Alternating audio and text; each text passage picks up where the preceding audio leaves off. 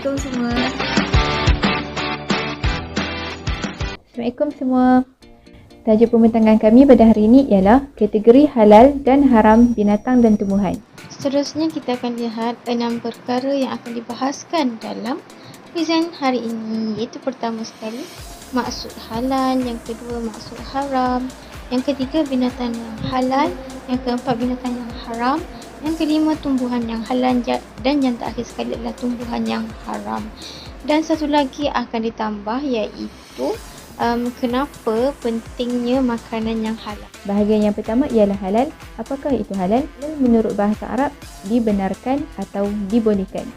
Al-Quran telah menyatakan perkataan halal sebanyak 49 kali, iaitu yang bermaksud firman Allah Subhanahu Wa Taala dalam surah Al-Baqarah ayat 172.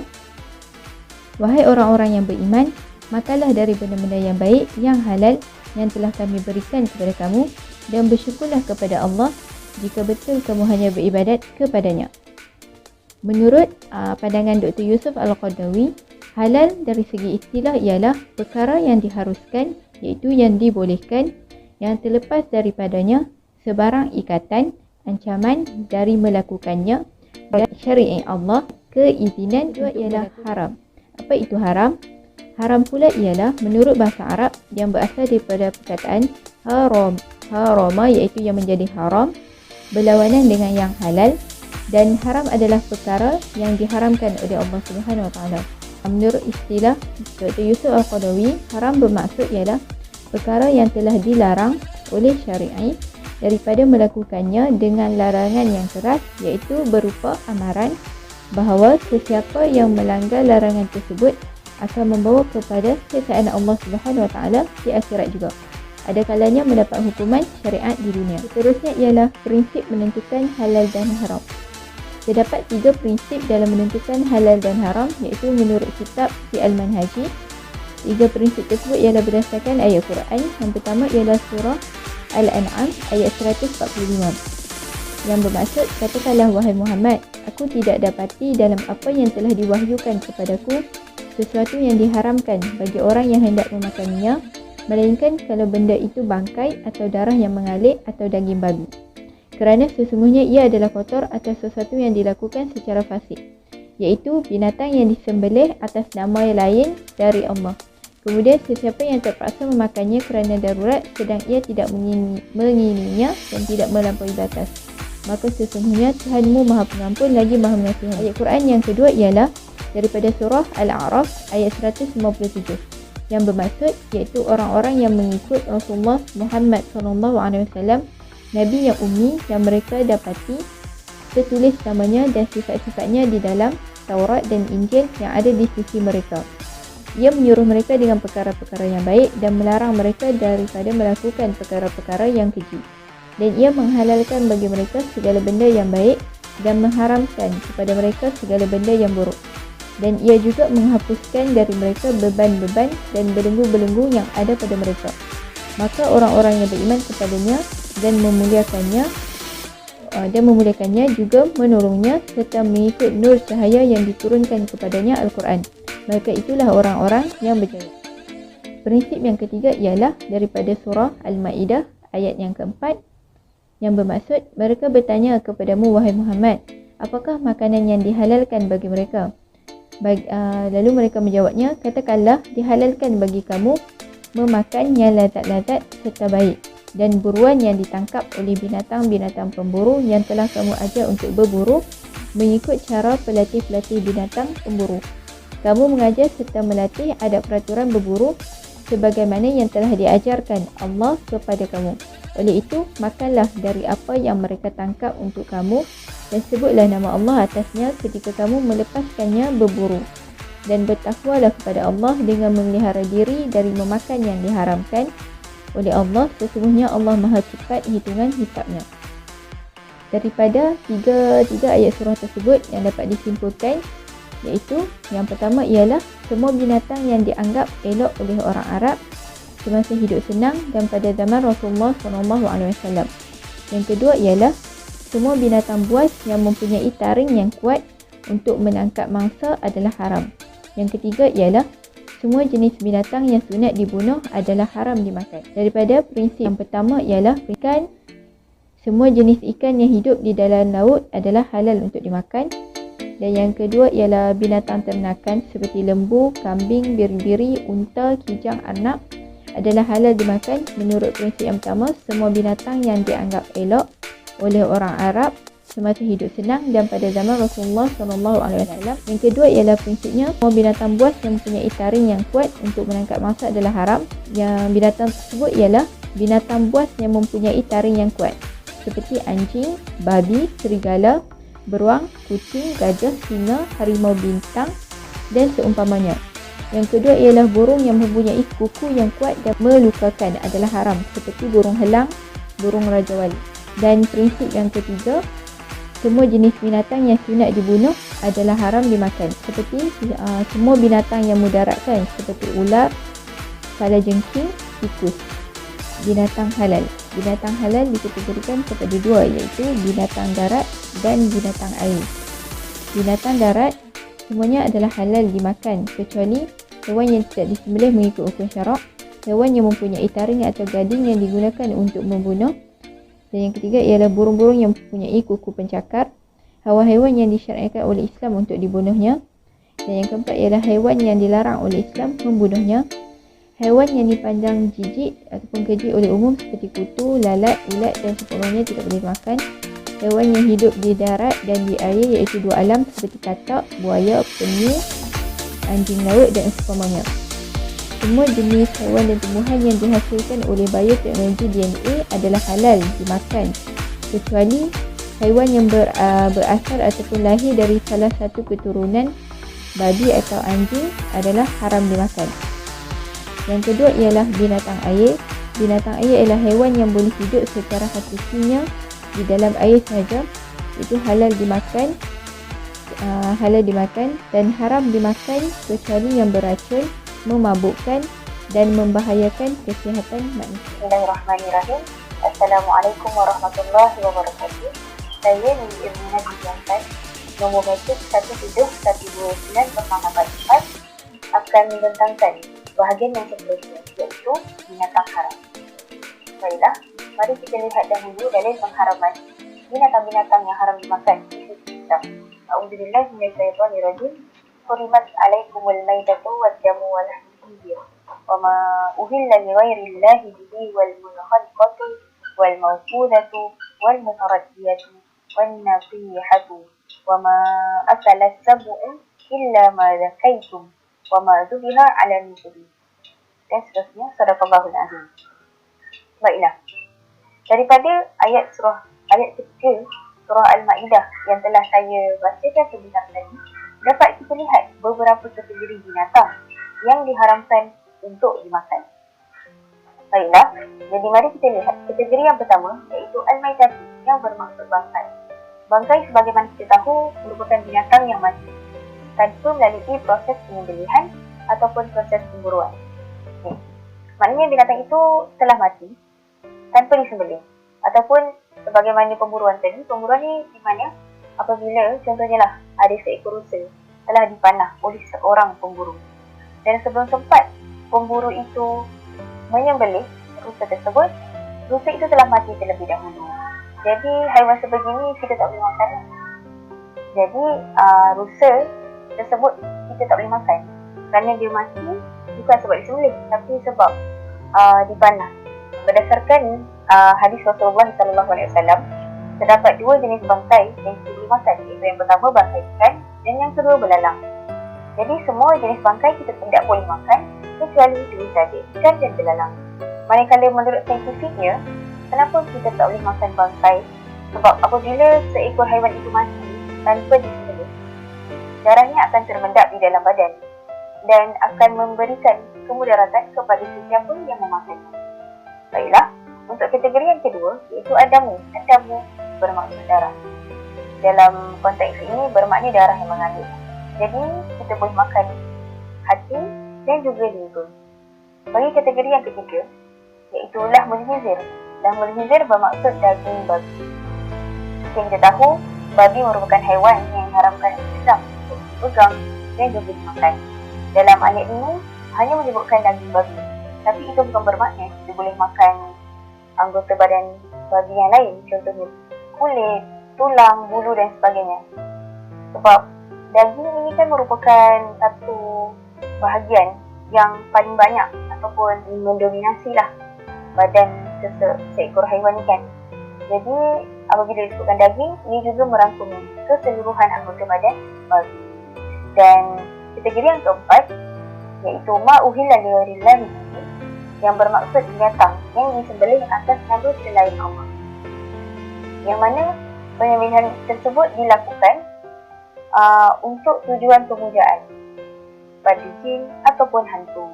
Jadi kalaulah kita pernah ternampak kan mana-mana daging, mana-mana makanan yang ditinggalkan di tempat-tempat yang tak sepatutnya ada makanan kat situ, contohnya tempat yang gelap, tempat yang menyeramkan, jadi kita tak boleh makan makanan itu sebab takut-takut dia merupakan makanan ataupun hidangan yang untuk tujuan pemujaan kepada jin dan hantu.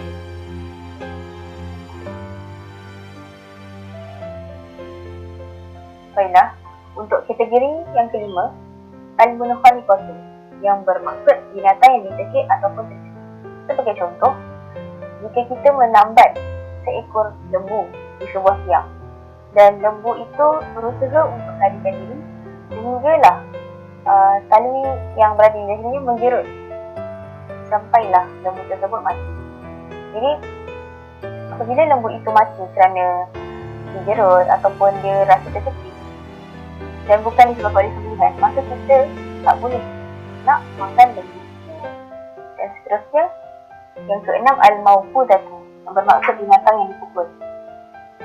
Okay. Contoh binatang yang dipukul ni, sebagai contoh, Ali memukul kambingnya sehingga dia mati. Jadi bila kambing tersebut mati akibat dipukul, maka Ali tidak boleh untuk makan kambing itu. Bagi kategori yang ketujuh, al-mutaraddiyatu, yang bermaksud binatang yang jatuh. Binatang yang jatuh ni macam mana? Contohnya apabila binatang itu berada di tempat yang tinggi, kemudian dia jatuh sehingga dia mati. Jadi binatang itu kita juga tidak boleh makan kerana dia mati akibat terjatuh. Kategori yang ke-8, an-nafihatu, yang bermaksud binatang yang ditanduk. Saya bagi contoh, contohnya lah, ada 2 ekor rusa yang berkelahi ataupun bergaduh sesama diri, sampailah ataupun sehingga salah seekor daripada rusa itu mati akibat ditanduk oleh hidung. Jadi kalau kita nampak rusa yang mati tu dan kita nak makan, kita tak boleh makan sebabnya dia mati akibat ditanduk oleh rusa. Dan kategori yang ke-9, ma'akala sabu'u, yang bermaksud binatang yang telah dimakan oleh pemangsa. Saya bagi satu situasi untuk memberikan kefahaman. Contohnya seekor harimau, dia menerkam seekor rusa hingga rusa itu mati. Mungkinlah rusa itu mati disebabkan harimau tersebut menerkam di bahagian lehernya.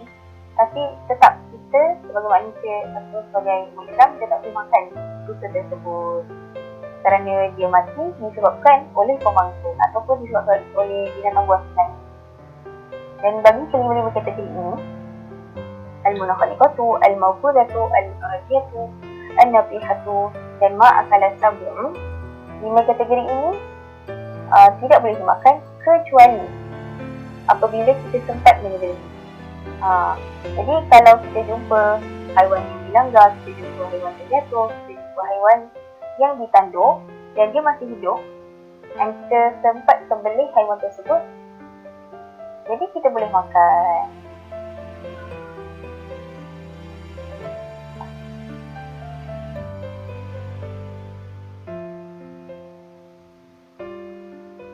Ke-10, mazubiha ala nusubi, yang bermakna binatang yang disembelih untuk berhala. Makna kat sini, jika seekor lembu ataupun binatang tersebut disembelih menurut cara Islam, mengikut cara yang sepatutnya di sisi Islam, tetapi dengan tujuan untuk dihidangkan kepada berhala, maka kita masih tak boleh makan. Maknanya makanan tersebut diharamkan untuk kita sebagai umat Islam makan. Yang ke-11, semua haiwan liar yang mempunyai taring yang kuat untuk menangkap mangsa, seperti serigala, beruang, anjing dan kucing. Yang kita tahulah, kalau haiwan-haiwan yang ada taring, harimau, singa dan sebagainya, kita memang tak boleh makan. Yang ke-12, burung yang mempunyai kuku yang kuat dan boleh meleburkan. Contohnya burung herring, ataupun dalam bahasa Arabnya an-nab, semua jenis burung helang, dan juga burung raja wali. Kerana dikuasai burung-burung ini makan telah makan haiwan yang tak patutnya lah, yang memudaratkan untuk manusia.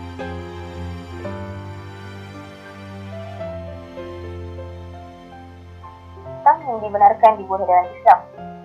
Binatang kategori ini juga haram dimakan. Sebagai contoh, kalajengking, ular dan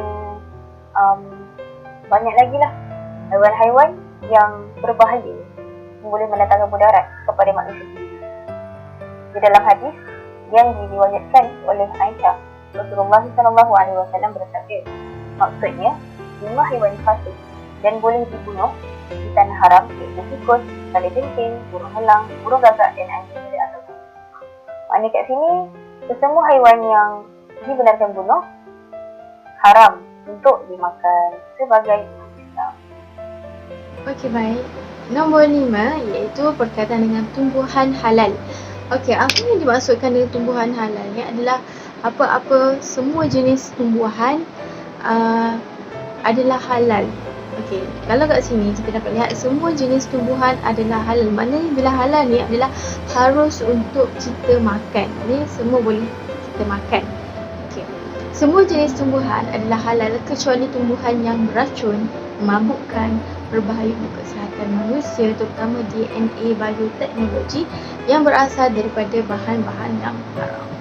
Okey, seterusnya dalam surah Al-Ma'idah ayat 87 yang maksudnya, hai orang-orang yang beriman, janganlah kamu haramkan apa-apa yang baik yang telah Allah halalkan bagi kamu, dan janganlah kamu melampaui batas.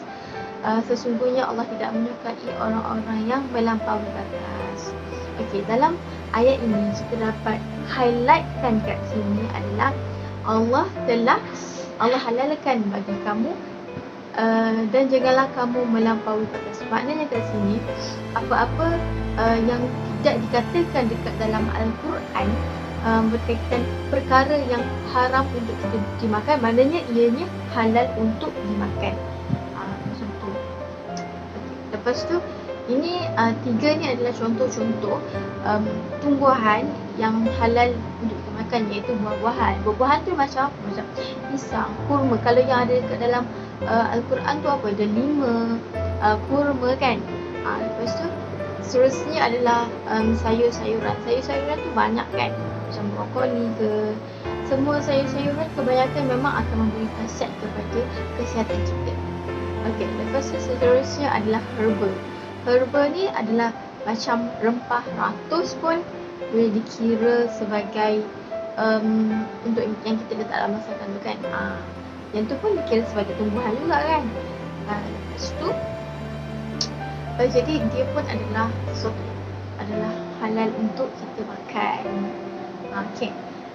Seterusnya adalah tumbuhan yang haram dimakan. Tumbuhan-tumbuhan yang haram dimakan ni adalah tumbuhan beracun, memabukkan dan tumbuhan yang berbahaya. Okey, contoh, cuba fikir. Banyak sebenarnya tumbuhan-tumbuhan yang macam ni. Tumbuhan-tumbuhan yang macam ni seperti yang kita tahu yang boleh memudaratkan diri kita, seperti macam yang pokok ganja tu. Nanti kita tengok contoh. Dalam surah Al-Baqarah ayat 195, maksudnya, dan belanjakanlah harta bendamu di jalan Allah, dan janganlah kamu menjatuhkan dirimu sendiri ke dalam kebinasaan, dan berbuat baiklah kepada sesungguhnya Allah menyukai orang-orang yang berbuat baik. Okay, dalam surah Al-Baqarah ayat 195 ni, apa yang kita nak highlightkan sebenarnya adalah janganlah kamu menjatuhkan dirimu sendiri ke dalam kebinasaan. Sebab itulah kita nak bagi tahu bahawa pertumbuhan yang haram dimakan adalah tumbuhan-tumbuhan yang membahayakan kepada diri kita sendiri. Okay, ni contoh Ni contoh sebenarnya adalah contoh sandbox tree, suicide tree and tree 393. Tiga ni antara contoh lah, tapi yang tiga ni dia tak ada kat Malaysia. Contoh macam sandbox tree ni, dia berbahaya kalau kita makan. Dia boleh membengkakkan mulut kita. Sama juga macam suicide tree and 393. Ketiga-tiga ni dia mempunyai getah dalam buah dia tu yang menyebabkan merosakkan sistem dekat dalam badan kita ni. Okay, jadi itu sahaja. Baik, seterusnya adalah kenapa makanan halal penting. Okay, terdapat 3 sebab kenapa pentingnya makanan yang halal. Pertama sekali adalah terhindar daripada kemungkaran. Iaitu satu, doa yang tidak diterima oleh Allah adalah kerana makanan yang dimakannya ialah daripada sumber yang haram, minumannya daripada sumber yang haram, dan pakaiannya juga daripada sumber yang haram. Okey, ayat ini adalah daripada satu hadis yang mengatakan bahawa setiap perkara yang haram, iaitu pakaian, minuman, makanan yang haram, doanya tidak akan diterima oleh Allah. Okey, lepas tu yang kedua adalah menyihatkan tubuh badan. Kesihatan tubuh badan termasuklah dari aspek fizikal, mental dan juga rohani. Makanan yang tidak baik dapat mempengaruhi pemikiran seorang, ianya menjadikan seorang itu lebih cergas, sihat dan kehidupannya lebih terjamin. Kalau kita dapat lihat semua perkara yang Allah haramkan, terdapat keburukan terhadap makanan tersebut. Sebagaimana contoh yang kita lihat tadi, saudara Ibnah bagi tahu adalah salah satu adalah khinzir ataupun babi tu, itu kan haram. Jadi mesti ada sebab kenapa Allah haramkan makanan tu daripada kita dimakan. Okey. Seterusnya adalah yang terakhir, terhindar daripada penyakit yang berbahaya. Okey. Mematuhi perintah Allah Subhanahu wa taala dalam menjaga soal makanan dan minuman atau apa juga produk kegunaan umat Islam, hanya yang halal amat penting supaya memberi kebaikan kepada individu itu sendiri, terutamanya dari segi kesihatan. Betul tu, kalau kita makan makanan yang halal, kita akan terhindar daripada sebarang penyakit yang berbahaya. Sebab apa? Sebab makanan yang haram ni, sebagai contoh macam arak kan, arak haram. Mesti arak haram sebab dia memabukkan. Jadi memabukkan itu adalah berbahaya untuk kesihatan, dan dia sangat berbahaya untuk mental kita. Bila kita minum arak, kita jadi tak sedar. Dalam masa yang tak sedar kita tu, kita boleh buat macam-macam perkara yang mungkin boleh memudaratkan kepada diri kita sendiri. Saja daripada kami. Sekian, terima kasih. Assalamualaikum warahmatullahi wabarakatuh.